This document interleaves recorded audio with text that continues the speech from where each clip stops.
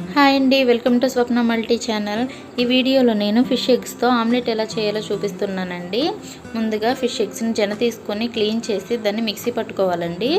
Mixie పట్టుకున్న దానిలోకి cut చేసిన ఉల్లిపాయ ముక్కలు అలాగే పచ్చిమిరపకాయ ముక్కలు వేసుకోవాలి.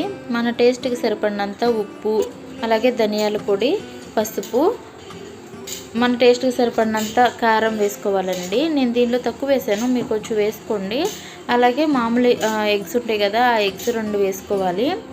వేసుకొని మంచిగా వాటిని బీట్ చేయాలండి. మొత్తం 2 కూడా కలిసేలాగా బీట్ చేసి ప్యాన్ పెట్టుకొని దానిలో మనం ఆమ్లెట్ ఎలా వేసుకుంటామో అలా వేసుకోవడమేనండి. వేసుకొని ఈవెన్గా స్ప్రెడ్ చేయాలి.